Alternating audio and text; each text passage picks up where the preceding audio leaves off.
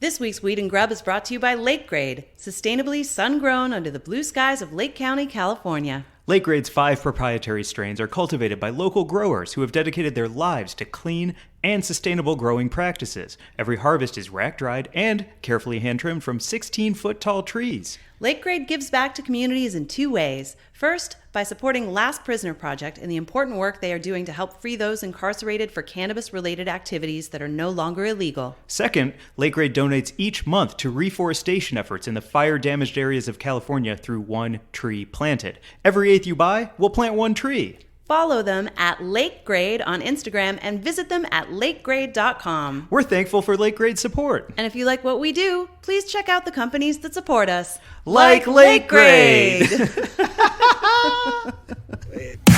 Hello, and welcome to Weed and Grub.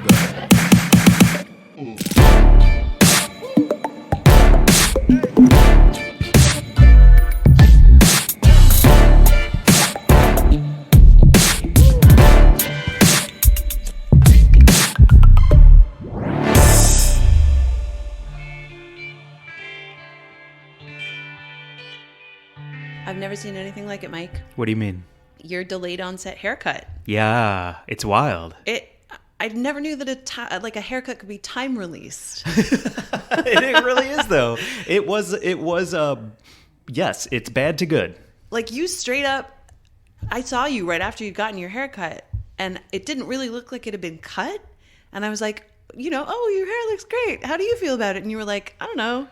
Kind of like you didn't feel it so much, right? No, it felt like somebody had just cut a handful of strands, right, and then like moved it around a bit, and that was it. Almost like an air cut, right. But then more than a haircut. But it was so weird though, because then I saw you the next day or a couple days later, and it like had fucking settled. And it looks amazing. Thank you. It's so crazy. It is a time release haircut, though. It's so wild because like how did your stylist do that? Like what was the secret? What happened? I don't know, because it was our first time together, which is always risky business on both ends. Are they going to like me? Do they like my conversation? Am I going to like them? Is the haircut going to be to my satisfaction? Yeah. And I left there and I was like, yo, I don't know, but at least it's shorter in places. But I felt like, who was the teen heartthrob who always had the colic in the back? Cowlick in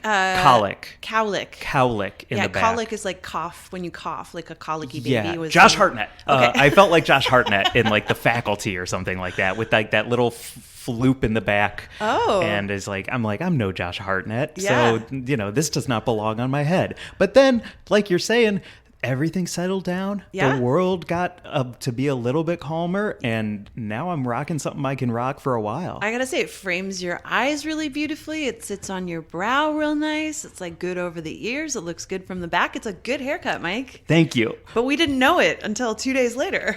You're so right. It's almost like a marinade. Like they put my head in a marinade and they were like, we're gonna need 48 on this. It needed to settle. It needed to settle and soak. Perfect. That's awesome. Well, thank you for the compliment. You look great. Well, what up, Mary Jane? How's it going, Mike? Good. Welcome to Weed and Grub, everyone. This is a podcast about comedy, cannabis, culture, cooking, calling shit out, and hot styles. Yeah.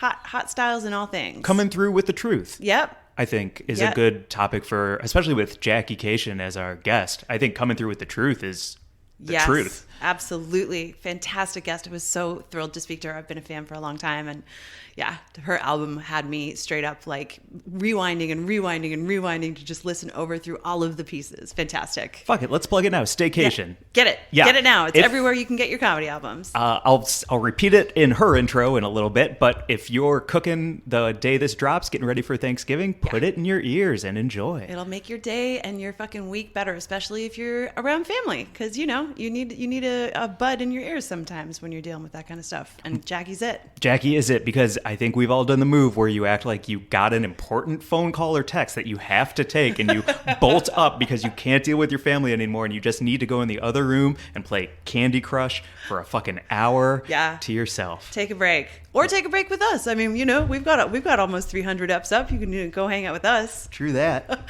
Can I say also, Jackie has a fucking awesome podcast called The Jackie and Laurie Show with Laurie Kilmartin, and I was listening to that today, and I wanted to broach a subject with you because they're talking about making a comment to someone who was a friend who was not a comedian, and they didn't get it and they were offended. And then Lori's like, well, the mistake you made was making any friends who aren't comics. That's real. And I had a flashback to a moment where you and I were standing in my kitchen the other night, and you tried to say something nice to me, and I refuted it. And you were like, I'm so fucked because I can't give you a compliment in a jokey way, and I also can't give it to you in a serious way. So what am I supposed to do? And I was like, oh, that's so real. Yeah. Like, if I were just a comic, we would just joke together all the time. Absolutely. Yeah. You don't need compliments. You just need to keep the ball in the air to pass the time. Yeah, exactly. Right. But then also when you try and get real with me, I get like awkward because then I'm like, I feel vulnerable or whatever. It's a hellscape. Yeah, you're a hellscape. It's a friendship hellscape. I'm so sorry. Anyway, it just made me vow to try to see things in a funnier way and be lighter with things just in general, especially at this time of year when I feel myself the gravity blanket of, all of the things that are involved in holidays and family time, especially when you're missing family members who aren't going to be there for the first time. Like, I'll be missing my sis a lot this year, obviously. Yeah. And I just feel the weight of that, like, kind of descending. So I'm right now here on pod with you, promising to try to pierce it with lightness and humor at all times. Beautiful. Yeah. Well, if I can come in real hot with some dumb shit, I'm here to make dumb things happen to make you laugh. Great. Yeah, I'm 100%. excited. Good. I'm glad that you're coming over to the dark side. Yeah, well, As a comedian who is now in print as such. Oh, Jesus. I'm not going to let it go. 2 episodes in a row. God damn it. She's in print. If you're just joining us because Jackie is our guest, just know that Mary Jane Gibson is in print as a comedian in the cannabis landscape. Oh, wow. A powerful woman in weed. and as a comedian, I must say, welcome to the dark side, Mary Jane. This is where you pass time by avoiding your feelings until you're on stage to talk about them. Great. Not a comedian. Definitely never going to call myself not now anyway. Maybe never going to call myself a comedian, but definitely always gaining an appreciation for how jokes can help you stay alive. That's fucking true. Like, that's it for me. That is so much of what I've learned from you and being around people who are funny for a living with this podcast is that jokes help you stay alive, man. Yeah. They get you through the fucking tough shit. And like, there have been times when I've just felt like crazy that someone would try to be funny anywhere near me when I'm like going through some hard stuff. But more and more, I'm really feeling like that's what I need more than anything. Like, my sister was a very fucking funny person. And so to be funny in response to the sadness that I feel missing her just doesn't feel sacrilegious. It feels right. Because you're not doing it in the face or against her. You're doing it as a celebration of what she stood for. Right, exactly. And, I should always remember that, like, a large part of my family, I mean, my dad and the entire side of his family were Irish and very fucking irreverent and very, much about laughing in the face of shit that's fucked up and hard. So it's not bad to honor someone who's gone by making fucking jokes. Yo, it's the only way, especially over the holidays. I get so hinky. I get holiday hinky. Yeah. And right the week before Halloween is when the hink sets in, and it carries all the way through January 6th-ish. Wow. So, yeah, it gets more and more hink the closer and closer the holidays get. Yeah. What are we going to do to alleviate the hink this year? Drugs? Yeah. Drugs and food. Drugs and food. Or food as a drug. And Friendsgiving. Oh, well, in that case, it was plants and food and friends. That was all medicine. Everything we had that day. We had a beautiful Friendsgiving thanks to Lakegrade. And we had this just incredible spread. You can see it on our Instagram. Joe, go check out at Weed and Grub. Joe, also check out at Weed and Grub. Check out. Check it out, Joe. But it was marvelous because it gave me an excuse to set up a big table in my living room with a bunch of chairs around it, which I haven't done in 2 years. I love hosting so much. And now that, our friends, now that we're all vaxxed, double vaxxed, and we can get together, we did this thing and it felt so medicinal. The weed, the food, the friendship, the music, the fun, the laughter. My place smells incredible. It smells like turkey and stuffing and weed. And terps. And terps. Terps and turkey, man. It's great. My dog and my cat both got a little, some scraps. Everyone is feeling good. Bobo is on the mend as well. So it's... let's take a second before we get into Friendsgiving a bit more and dissect the dishes and such. Bobo's back. Bobo went to the animal hospital a week and a half ago because I thought he was dying. He's been on antibiotics and thyroid medication for a week. He's gained a couple pounds. His poops are enormous. And he stole food from the Friendsgiving table. He stole 2 rolls on 2 separate occasions on Thanksgiving from the top of the table with no one looking at him, and then ran like a leopard with a gazelle in its mouth to the top of a tree and horked down those rolls, and then came back for a double gobble of Bourgeon cheese. Yeah, he ate half a wheel of cheese and 2 rolls, and also back, baby. Has had a bunch of turkey. He's doing totally great. Truly, I mean, I don't really want to talk about his poops too much, but they're very impressive.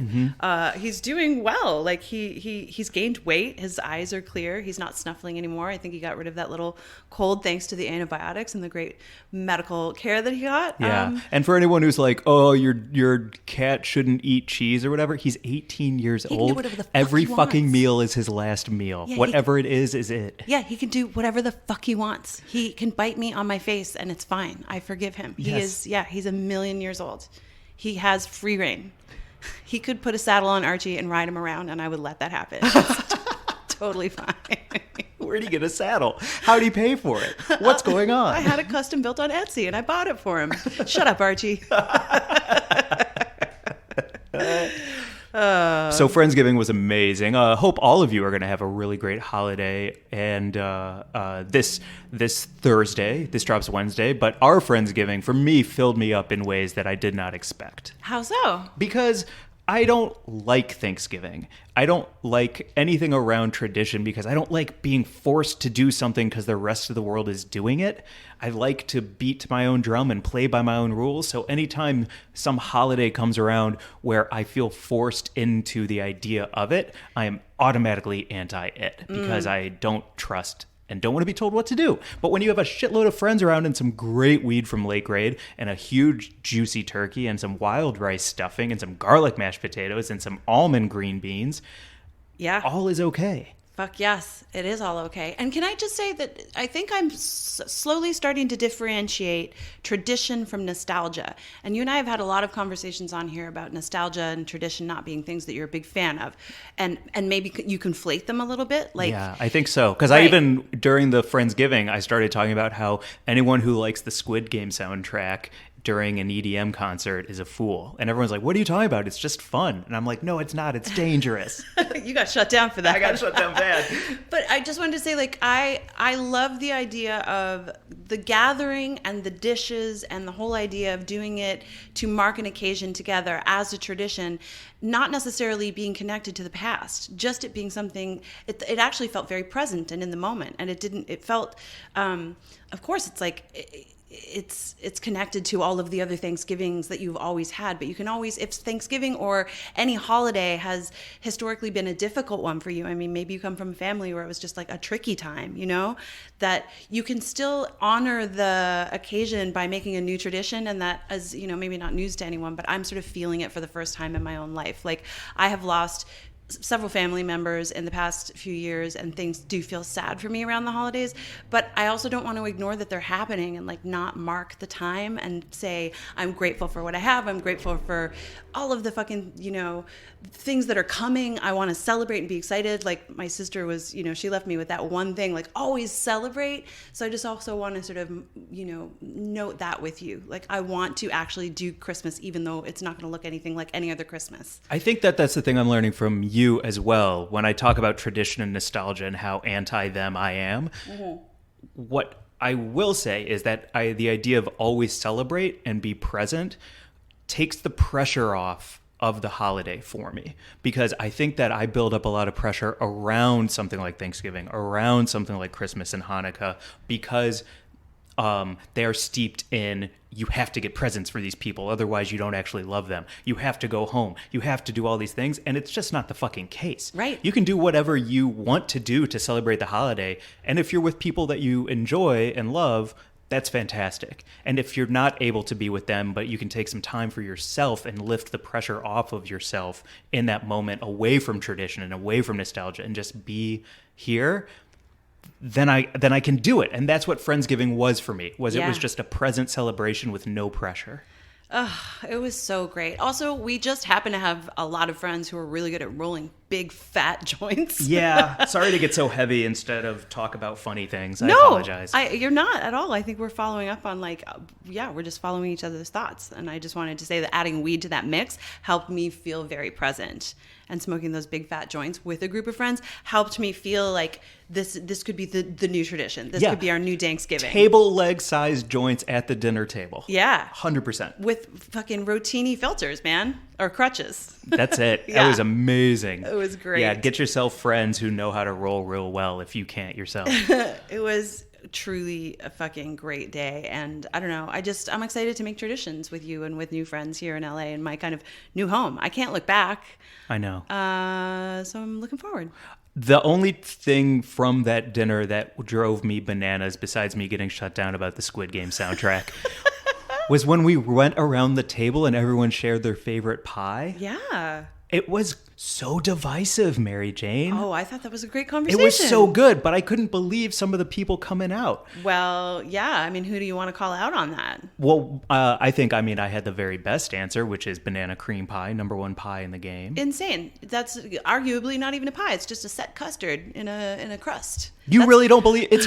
You don't believe it's a pie? No, I'm just saying that's what we were all saying. Of course I believe it's a pie, and I fucking love cream pies. Don't come for... Yeah, I mean, chocolate cream pie, coconut cream pie, banana cream pie, all the cream pies. I love a cream pie, Mike. I love a cream pie. But, no, I mean, people were coming for each other's pies for sure. Like, It was there was awesome. Argument about, like...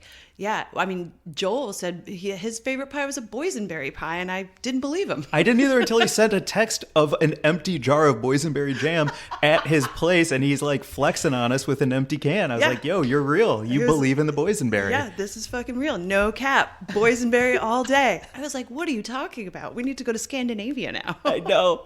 Because I really did think he was just coming out with like a kooky answer to be kooky. Yeah. But it turns out the dude loves boysenberry pie. Loves a boysenberry. So how do you feel about Ryan Howard, friend of the show, Yeah. Sawsome creator? Yep. How do you feel about his wanting cheesecake to be into the pie category? Well, he did end up... Apple pie was his entry, ultimately. Sure, I do believe that cheesecake is pie. And I Cheesecake don't is want to not. get into doughboy territory with cupcake is pie. Right. That's very dangerous. But I will say, when he brought up cheesecake as a pie, I see it, I get it, the crust. Yeah. If a custard is a pie, then a cheesecake should be a pie.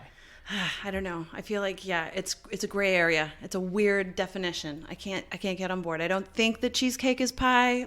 Someone tell me I'm wrong. I think it is. Okay. Is it because if it was called cheese pie, would you agree? Like if cheesecake was a word that was never invented. Okay. And then somebody invented cheese cake, but they called it cheese pie. Okay. Would you be like, oh, that's pie? Or would you be like, I don't think that fits under the pie category. We should change the name. Maybe I would call it a tart. I don't know. Very difficult to know. I did like the assortment of pies that we did get, the cross section. Like, we went from warm loose, which was the cherry, Right. That is a warm loose pie. to a cold tight, which was the key lime, Right. and everything in between. And they were definitely indicators of, it was a barometer of the personalities in the room, for sure. I Yeah. mean, you being banana cream to me was just perfect. It is me. I like a banana cream, but you are a cold tight. I am a cold tight. I'm a key lime. We had V Fresh was pecan. We had the warm loose with Isabel. She was a hot cherry pie. Mm-hmm. You're the banana cream. Joel was a fucking off the wall boysenberry weirdo. Marches to his own drum. Yeah. Is it even the drum? So what Could is be he a banging kazoo. on? Yeah, it could be anything. I was a cold tight with a sweet tart key lime. Cody Summer Blowout was a strawberry rhubarb. Wow, your memory's amazing. And then Ryan was trying to talk us into cheesecake, which felt like a very, it was a very, like, he came at it like he always does with everything. He's trying to sort of like figure out an interesting storytelling angle. Yeah. But he landed on the classic apple. Yeah. Yeah. He's great. I thought it was a good, good roundup of pie talk. It really was. And also, shout out to the episode of Curb from the Seating. Yes. This season, the seating arrangement at Friendsgiving. Lakegrade, thank you. Yep. Because The middles were nailing it. The seating arrangement was good. You middled perfectly. I feel real good about middling. You middled and Cody middled. I feel like you and Cody were the middles. Yeah. I felt very proud of my host game because I forgot what it was fucking like to have a bunch of people in my space, but I refilled waters and topped up glasses a lot, and that just felt so nice. That's to awesome. Offer someone else a bit of liquid when they're feeling a little thirsty after they smoked a big fat joint. I was like, I like this. Yeah. Let me clean out the ashtray. Do you have everything you need? But you did it in a way that didn't make everyone be like, sit down, hang out with us. You just kind of like came and went and everything was fine. And it was just cold tight, but you were playing it like a hot and loose. Thank you. I worked in restaurants for a huge chunk of my life, over 20 years. So I do actually love and miss the feeling of just making sure that everyone has everything they need without needing to be part of the conversation, you know? Yeah. I know we need to get to the news, but you do make me think of the Avengers, especially because our guest is Jackie this week. Yes. And if I were to build like an Avengers squad for Thanksgiving, you got to have people like you who are carving the turkey, filling the waters, cleaning out the ashtray, keeping it going. You got to have people like me and Cody who are keeping the conversation up, moving it around. You got to have people like Joel who are just rolling J's and keeping it loose and fucking going like you gotta assemble your squad. Gotta assemble the fucking squad. Ryan always like having an interesting idea to introduce into the fucking mix. Mm-hmm. Be fresh, coming through with like new friend at the table. Yeah, brought a new energy because they showed up after doing a large Twitch stream where they were like spinning records, and then they showed up a little later and it regrouped and the energy I don't need to describe thing. None of you were there, but dinner it was parties, great. Man, just a really like goddamn. Thank you so much for that opportunity to just sit down with a bunch of friends and get high and eat food. Yep. It truly has been 2 years. It's truly been 2 years. So, or not 2 years, but it will be coming up in March. So, well, happy Thanksgiving, everybody. Hope you have a great dank Thanksgiving. Dank, whatever it is you do giving. Yeah. Yeah. Hit us in the DMs if you're like, yo, I don't really have anyone. I'll talk to you. Yeah. Send us pictures of your fucking anything, of your stash, of your gravy, of your boysenberry pie. Let's see it all. Hell yes. And we're here all week. I will be responding to DMs as well. We'll need to like take our phone and walk into another room for a reason. Yeah, and it'll hopefully be to look at delicious wavy mashed potatoes that people are sending our way. Also, I haven't gotten a hot whisk pic in a while. If anyone wants to send me a picture of a big fat whisk, I'm here for it.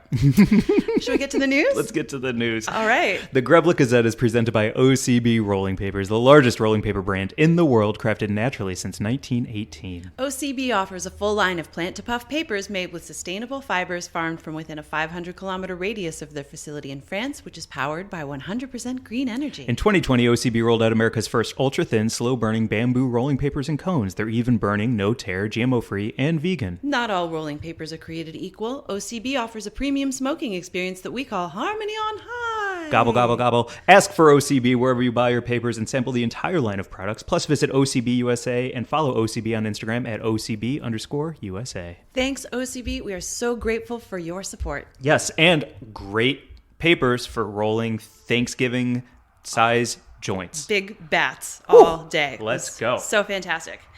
So our news story this week is coming from your hometown, Mike. STL? Yeah. Marijuanamoment.net. Oh, got some sirens in the back there.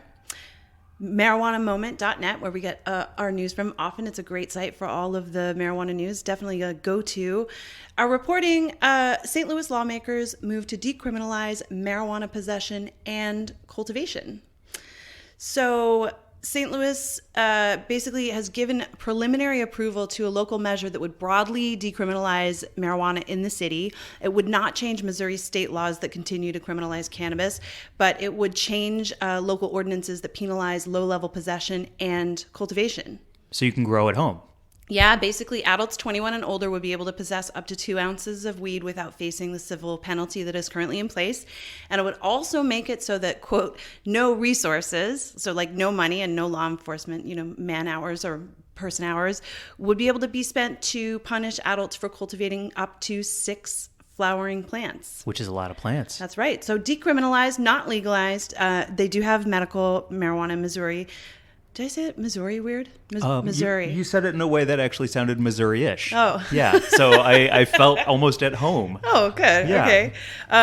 So basically it would also allow city employees who are medical patients to present their state-issued ID cards, like their their city ID cards to avoid adverse employer actions based on a positive drug test. So if you are like, working for a government agency, you would be able to get out of being drug tested because you're actually a medical cannabis patient. Huge. Yeah. This is a big step too, because I know Missouri got down with weed maybe a year or two ago. Yeah. Something like that. And so it seems like, oh, well, it's going well so far. So the next incremental step to take is something like this. And then we'll see how this goes. And then we'll head towards just legalization. Full legalization at some point. Yeah. Huge deal. It is. It's really cool. The measure has 11 co-sponsors. It's supported by the mayor.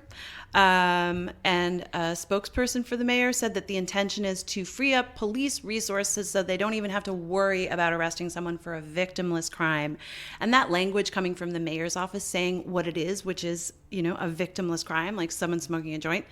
It's a big shift. Yeah. It's a big shift in just thinking. So, and taking away cops' ability to, I don't know, nudge the law in their direction to get you on something like a fucking roach. Yeah, exactly. Right? Yeah. So the St. Louis Mayor Tishora O. Jones, tweeted, St. Louis's marijuana laws are outdated, unfair, and discriminatory. In the past 3 years, 591 people were arrested in our city for marijuana-related charges. Of those individuals, 82% were black. And she follows it with, let me be clear, locking people up for marijuana does not make us safer. So fucking awesome. It's really pretty cool news coming out of the STL, if I'm allowed to say that. Damn right, please. You are an official STL. That's great news. Yeah. My dream would be next step in legalization, a ribbon cutting ceremony with the mayor, but instead they're standing on a chair and ripping like an 8-foot bong to cut the ribbon on legalization. Wouldn't that be an awesome way to do it? Wait, standing on a chair? Well, I don't know how else you hit an 8-footer. Yeah, I was just gonna say, I don't know if I want to. Yeah, I want to be well supported up on that chair. Yes. Ripping that bong. Yes. Fucking awesome. Right? I love it. It'd be awesome. Puffing clouds. Yeah. A cloud puffing ceremony. I deem weed legal. And then you hear, that would be Love it. Perfect. Good news story. I'm proud of my home state. Damn right, Yeah. STL. Nice job. Nice job. Well, shall we get to our VIB? Yeah, let's get to our Buzz of the Week and then our VIB. Do you want to go right. first or second on VIBs? I'll go first. I already mentioned Or her. BOTW, sorry. Or I got ahead of BOTWs, or myself. Buds of the Week. Yeah. I'll go first because I've been talking about her. It's our friend Isabel. She is on Instagram at Labellatini, Labellatini. She's such an amazing person all around. Like, she is a casting director, she's a DJ, she's a boxer, she's a fucking wild woman, and she cooks, she's fucking brilliant. Her fashion's amazing. Yeah, she's just a fucking awesome.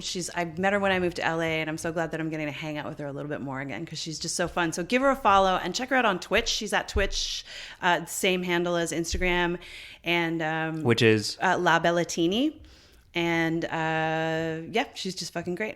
I love you, Isabel. Great Bud of the Week. Yeah. My Bud of the Week this week, also from Friendsgiving, is Summer.Blowout. Summer Blowout, also known as Cody, our friend Cody, thanks to our friend Ryan, and Ryan and Cody are together. And if you want to check out a hot Instagram page, check out Summer.Blowout.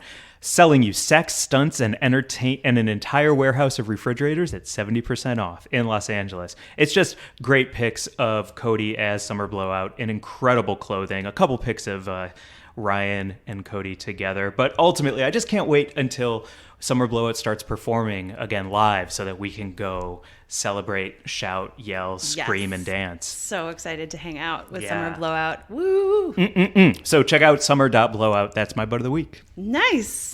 And now our VIB. Jackie Cation. New album Stay-Kashian. Don't miss it. Listen to it 18 times, backwards and forwards. Truly. Yeah, it will get you through. Yes. We've already said this earlier in the app, but it's so true. Just as super fan of her and her comedy, Yeah. it'll get you through. Professionally funny since the fucking forever. She's like an idol to so many in the comedy community. She is like, if you get a chance to see her live, Yeah. the best time. And I would also like to go on record as somebody who is constantly making new material. Like it is a incredibly difficult machine to create new material all the time and go out on the road every single year when you can, on not counting COVID, and bring new fucking hours to every single stage and club that you're performing in across the country for these sold out shows.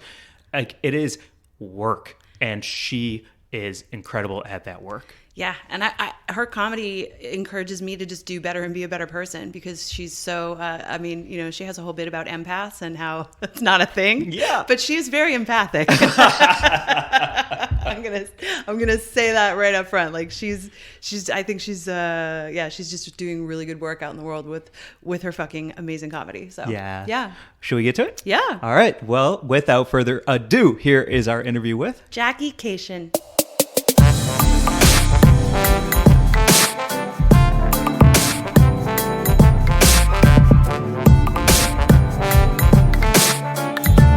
Jackie, thanks for joining us. How are you today?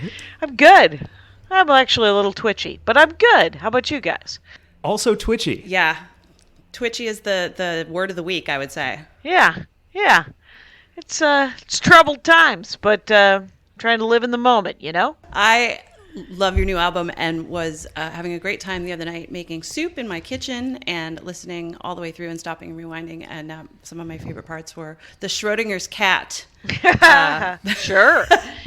Bit had me go back. I think I listened to it 4 or 5 times. And I might have even stopped and looked up what Schrodinger's cat actually is. But what kind of soup were you making? Turkey soup with lime and jalapenos. Oh, very nice. That sounds delicious, quite honestly.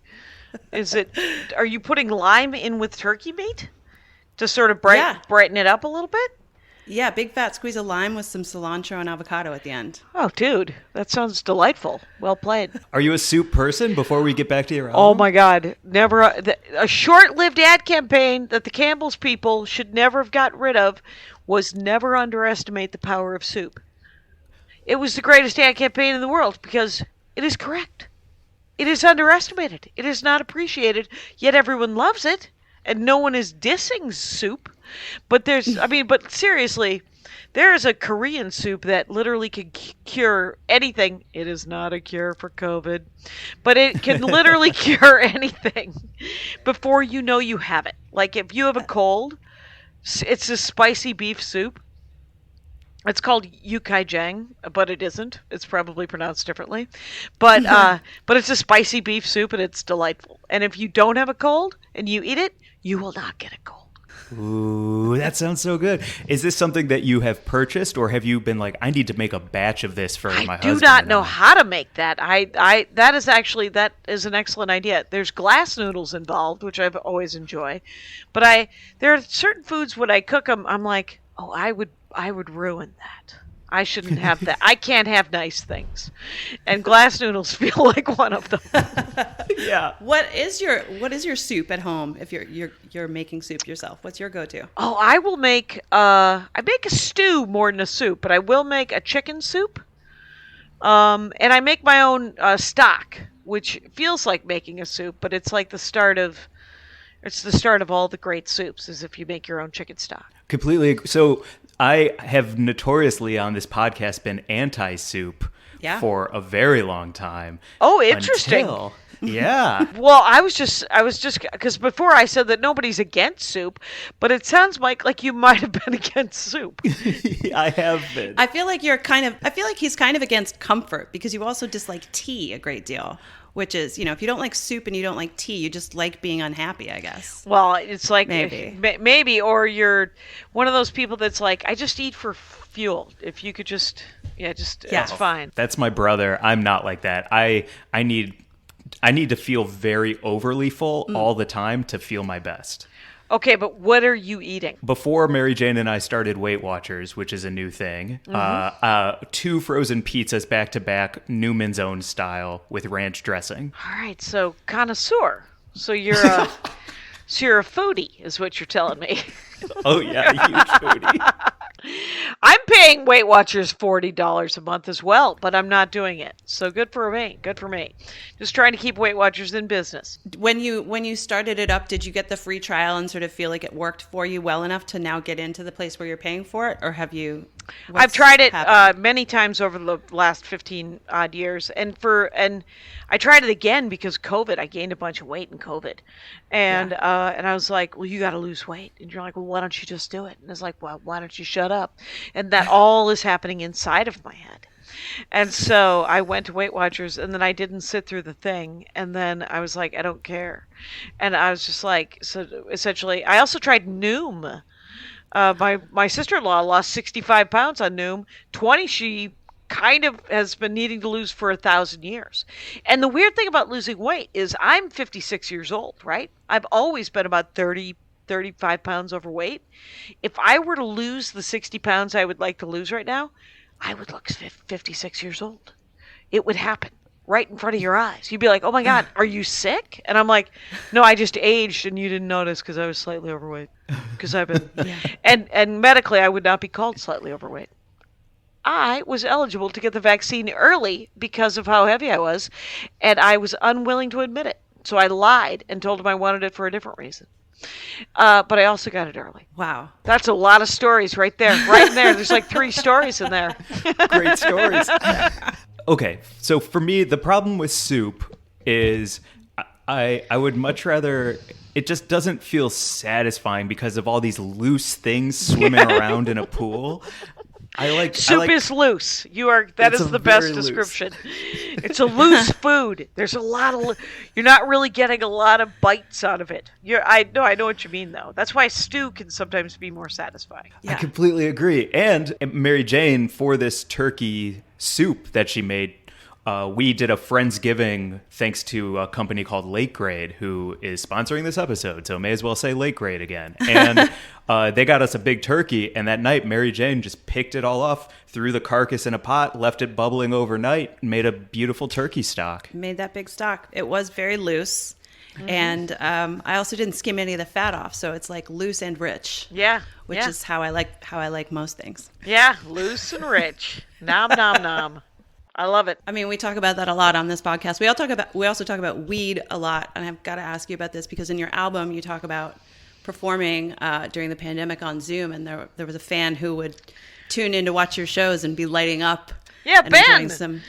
Ben. It was so funny about Ben because I started doing that joke, and he kind of stopped coming to the shows. I feel bad.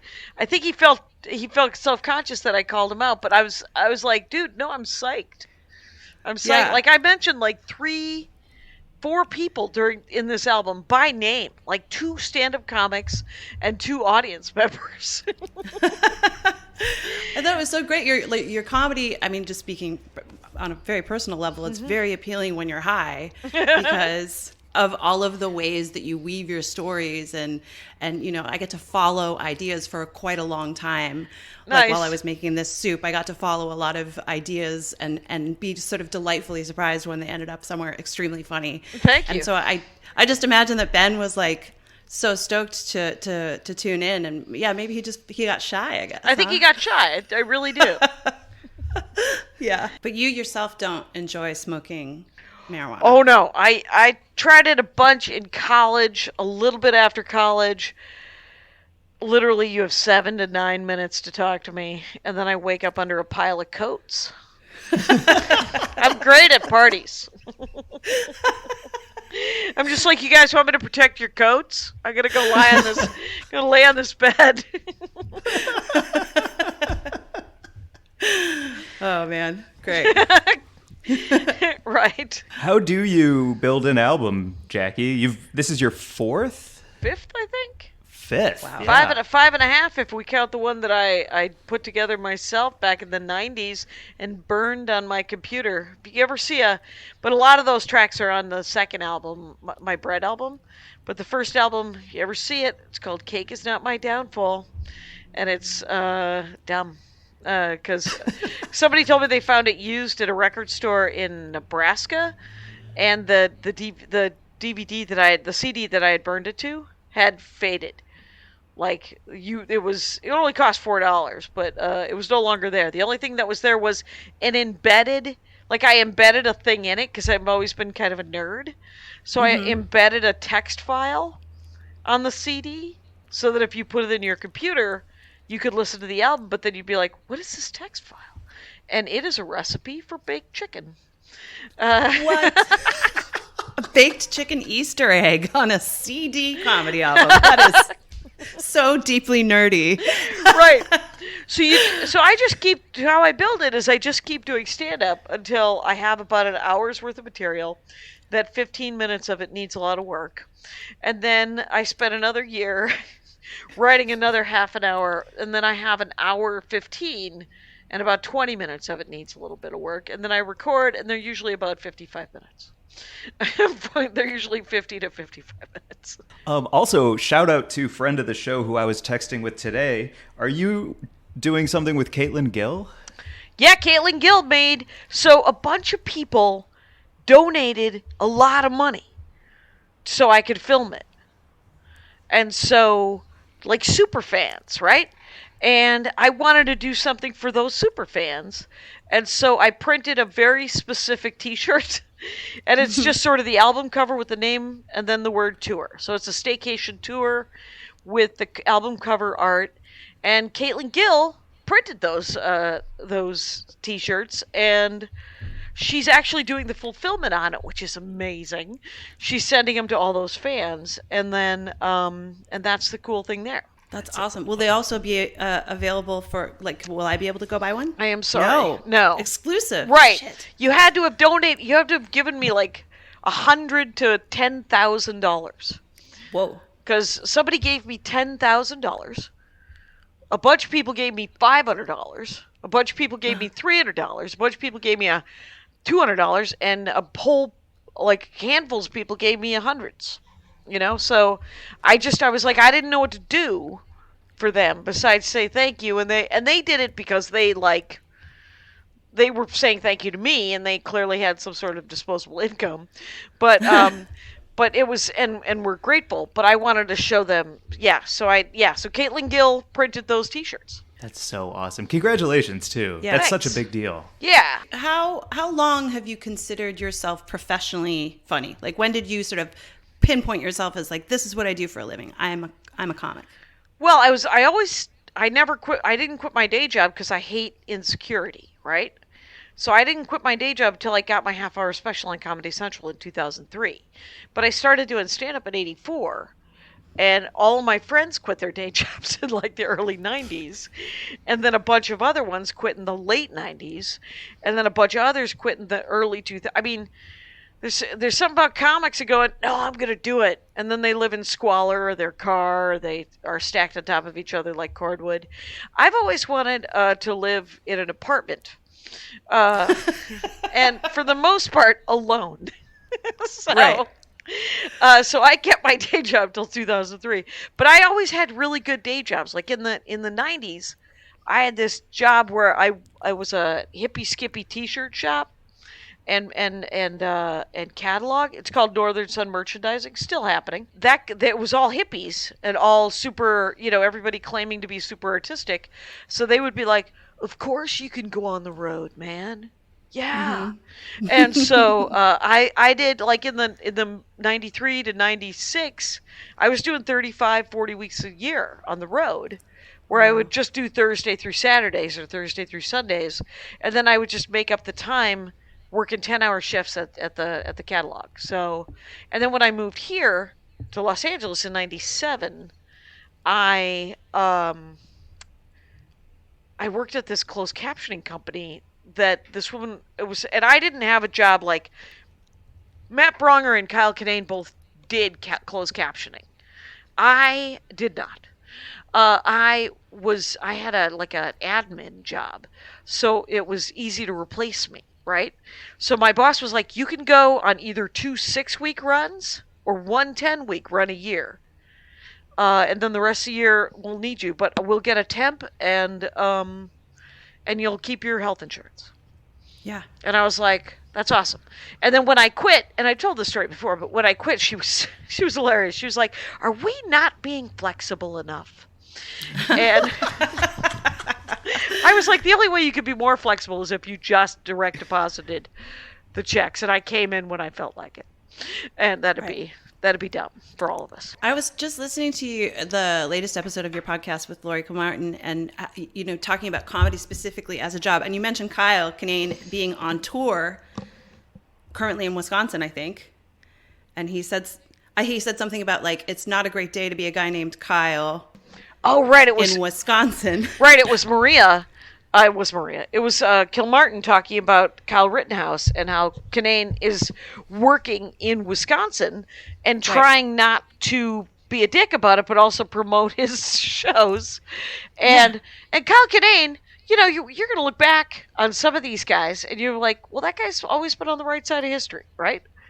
I mean, Bobcat Goldthwait has never been a dick. He's been an asshole. Or he's never, he's not a creep, is what I'm saying. We've all been jackasses and kind of dicky, but he's not gross, right? Kyle, you're never going to hear, oh, Kyle Kinane's an elbow squeezer. Kyle Kinane's backing women up into closets. It's not happening. But other guys, right? I mean, that's what I love. I love that there's his generation of comics. There's just so many great comics who came out of it, and almost all of them are decent men. They're just good guys where you're like, oh, look what you can do. You don't have to be an asshat to be funny and to be genuinely successful. There's him and Bronger for two examples that we just mentioned. Yeah. Yeah, but I just wanted to say one of the things that really struck me was you saying, that's just him trying to work. That's just him trying to go to work. And this pile on Twitter, you would ask any of those people who are tweeting about how outrageous it is to even talk about this situation and trying to be funny is like, well, did you go to work today? Yeah. Everybody went to work. Everyone went to work. It's so Monday. You go to work. Yeah. Just a great way to think about comedy because people really, I think, fail to see it often as like a legitimate form of right. work. If you could, it's a day of mourning. We're gonna not go to work. Oh, really? Is the electric company? Are they working? Okay. Mm-hmm. Then the rest of us are gonna probably go to work as well. Like I did stand up on 9/11 and picked up a set. A lot of people didn't want to do stand up, and I was like, I'm not gonna get up there and make fun of the dead. I am going to get up there and do my jokes and try to make people think about something else, It's sort of like the situation we're in now where I am sometimes upset, to put it lightly. Over the last 5 or 6 years, this country, we're learning things at a pace to beat the band. Every rock in this country is turned over, but I know that I don't have global reach, Like, I don't know. Like, cause I also feel kind of rich, but all it does is make me tip the person in front of me well. But I think, but I'm not like if I were Jeff Bezos, I would fix something. Like, I think, if I were Elon Musk or Bill Gates, and Bill Gates, they all have foundations, and they're all a bit of a tax dodge, but also of use. But I think that I don't know at what level, I could affect the world, but all I know is that the one thing I can do is try to is not snap in front of the person in front of me. I snapped at a friend today that I was not psyched about. And I was like, oh, well, it wasn't a great day. It was okay. He was irritating me. I tried to explain to him why he was irritating me. He couldn't hear it. And I was just like, all right, I got to go. And he was like, well, wait, don't go. And I was like, I absolve you of this is not on you, man. This is me. I'm having a bad day. So, wow, a little bit of emotion, you guys. We'll get over it. We'll fix it in post. But the thing is it's real, right? I mean, this is what I do for a living, but it doesn't mean that I'm not a whole person, right? Just like Kyle, just like everybody. Yeah. Has your stand-up changed to be more of yourself like that? Like, I feel like this album, it's really personal, but also it makes me over and over say like, right and thank you and come on, seriously. But it's also, but it's also like really personal. Is that something that you've had to find for yourself, or was this always the way? Well, when you first start doing stand-up, it's always personal, right? But it's how much you're willing to sort of reveal, right? So like, everyone has personal opinions about music and famous people. And so when you first start doing stand-up, some of your stand-up is that, the personal opinions about that kind of thing. And then as you go, and then everybody's family, all that stuff is super personal. But then as you sort of, to some extent, need more material, you have to kind of dive deeper into yourself. You kind of got to break your life up into 5-year-old chunks and go, how was 0 to 5? How was 6 to 10? How was 11 to 15? And, is there anything there that someone else is going through that I can also relate to, that is still affecting me, that I can make jokes about? And so, like Horcrux, so I did, the way they're released, it goes Circus People, and that's mostly family stuff. It's a lot of stuff up here, and it's personal in a very basic way. Bread is sort of more of a best of album. The Bread album is that stuff from what I did myself in the 90s, and then some new stuff after Circus People. So that's sort of a classics best of album. If anyone wanted to start with one album, that's it. But it's also not super deep, right? When I did Horcrux is named Horcrux because I put my soul in it. It was the first one where I had to do some mining to find some material, to talk about some BS, to talk about some stuff, and it was a lot more personal. Hero came out 6 weeks after Hillary Clinton won the election and was not made president of the United States. And so that one, it became it's the only album that's overtly political. All of my stuff is socio-political in the way that it's about society, and it's about,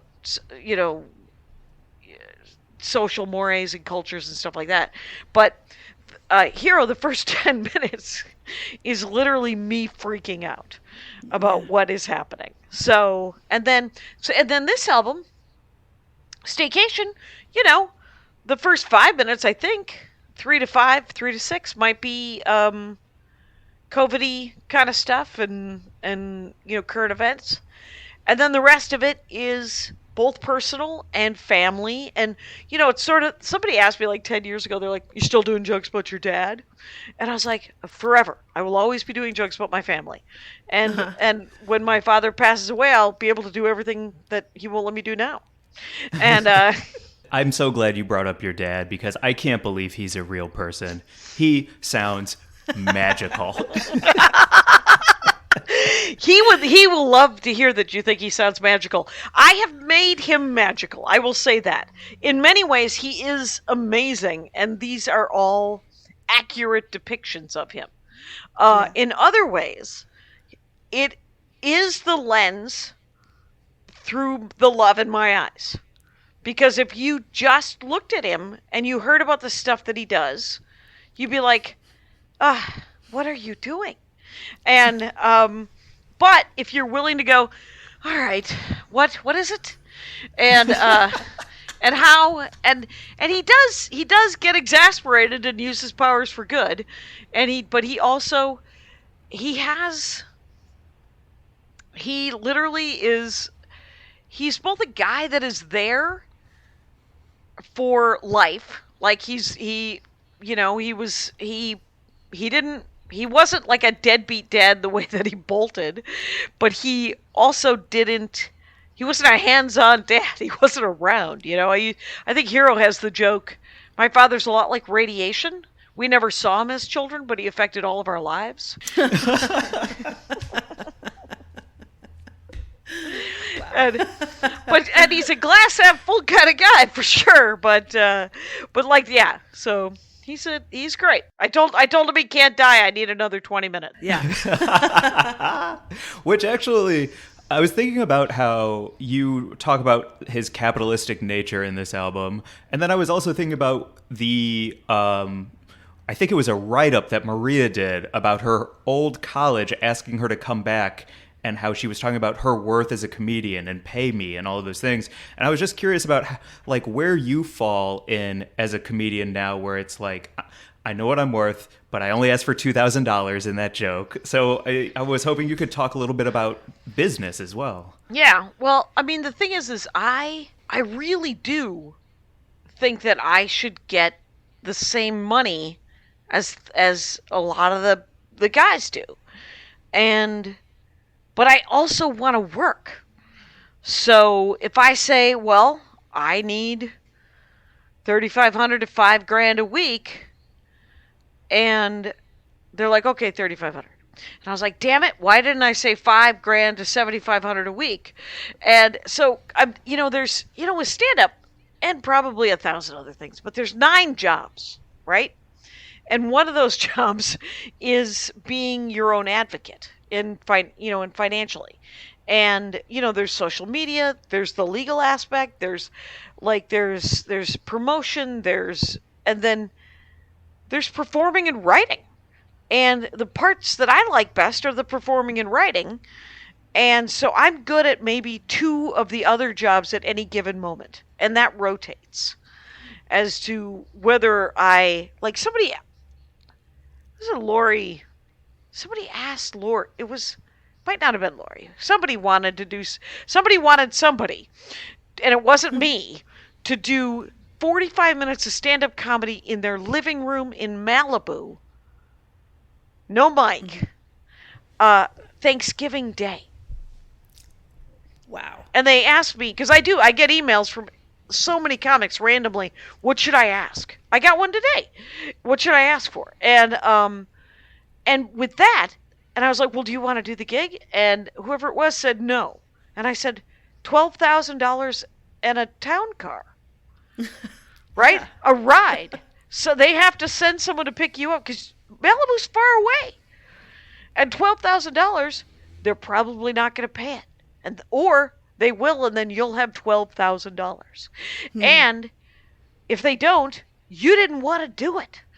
And so never say no without a number. And whoever this was like, no, I actually just said no. And I was like, that is also an option. I mean, literally, when because the line is never say no without a number. But it's not a law, right? If someone says, will you blow me? You don't say, well, let me get you a number.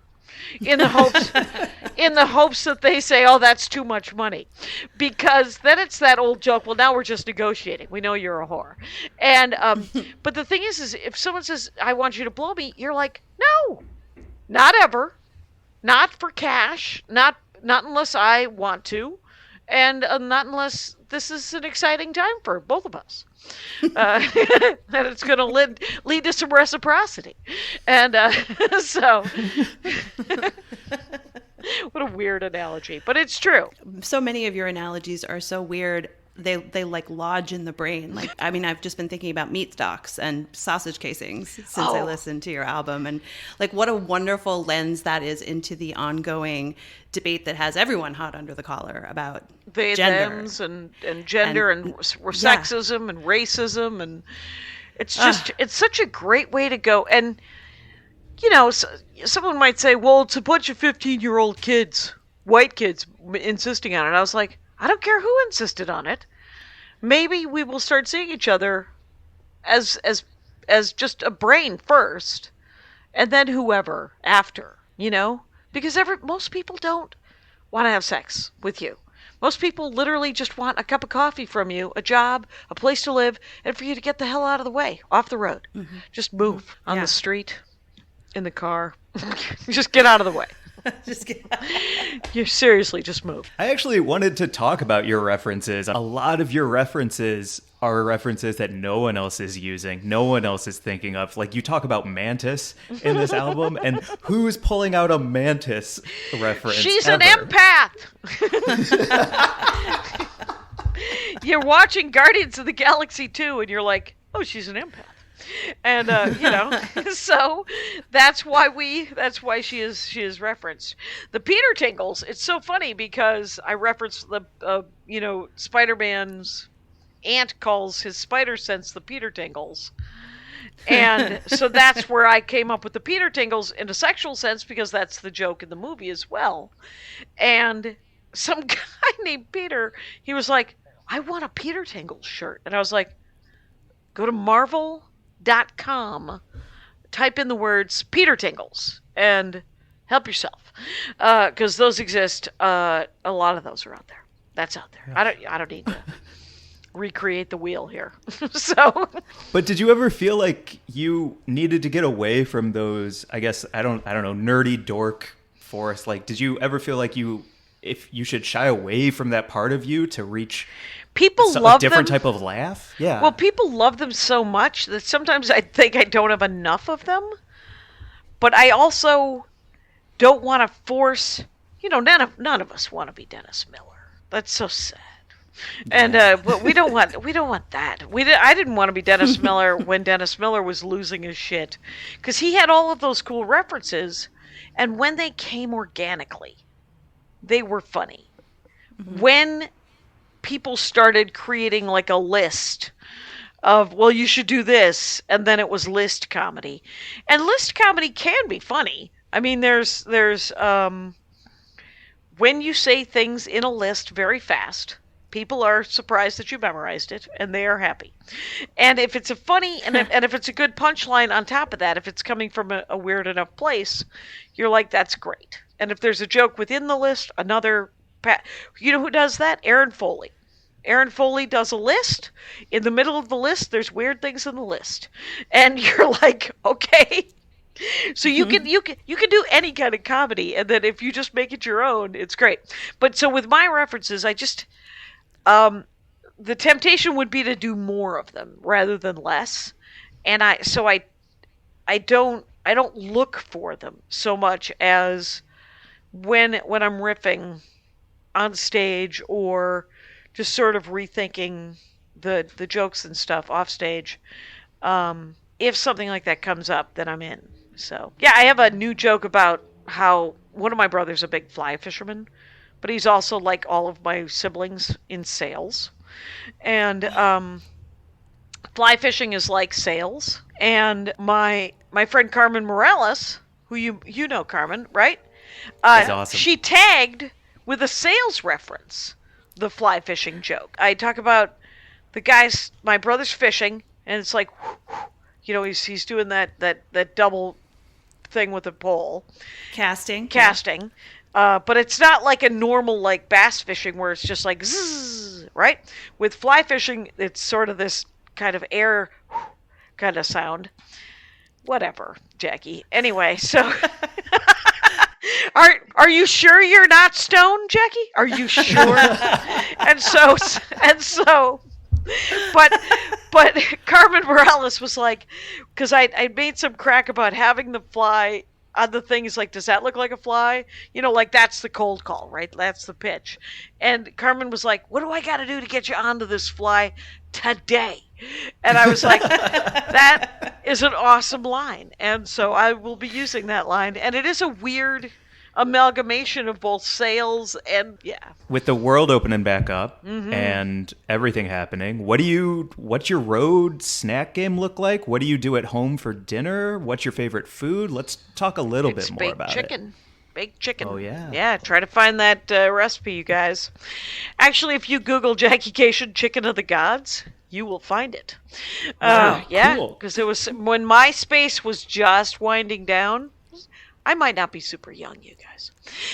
There was something called BakeSpace, and BakeSpace was just a place to put recipes.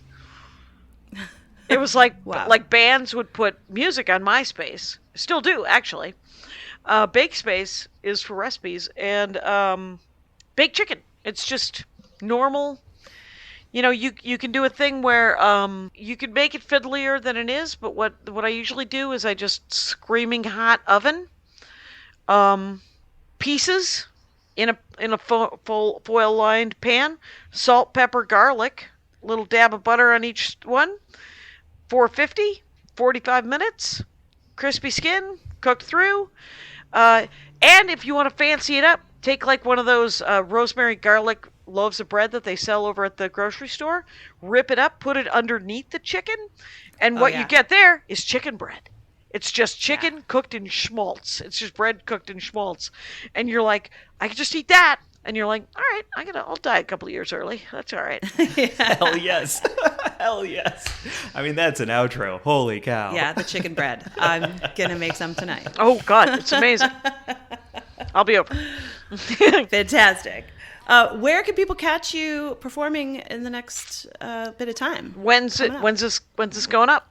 This will be out this week. Okay. So I'm in Arkansas. I'm in Lowell, Arkansas, in northeastern Arkansas. I think it's northeastern. And it's a comedy club called The Grove. And there's just one show a night. It's the weekend after Thanksgiving. So it's Friday at 7 o'clock, Saturday at 7 o'clock. One show each night. And then I'm going to go stare at my in-laws who live outside of Hot Springs in the middle of a national park where Andy's dad had one of the first GPSs I ever, this is probably 15, 16 years ago when I met him. I was like, well, Clyde, what do you use the GPS for? And he said, it's mostly just to remember where I planted my pot in the national forest. That's amazing. Fantastic. The original kind of grow. So at Jackie-Cation on TikTok and Facebook and all the things and Twitter and Instagram and JackieCation.com. Fantastic. Oh, that's so good. Also, congrats on hitting number one as we finish here. That's so great. Let's keep you at number one for as long as possible. Thank you so much. Yeah, the Apple Music. I was never on it number one for more than 6 hours. So here we are, fifth album, number one. Congratulations. Thank you. And it's available everywhere right now. It's on every platform. You can find it on anywhere you get a comedy album, basically, right? Right. And the video is actually free to watch on YouTube if you want. Yeah. And there's ads in the hopes to recoup some money. But other than that, it's free. So, yeah. Amazing. Fantastic. And you can follow us on Instagram at Weed and Grub. Our email is wg@weedandgrub.com. Leave us a 5-star review on iTunes. Leave Jackie a 5-star review on iTunes. It goes such a long way. Yeah. And go see her live because you do not want to fucking miss it. You do not want to miss it. Thanks, guys. Thank you so much. Bye, everyone. Bye.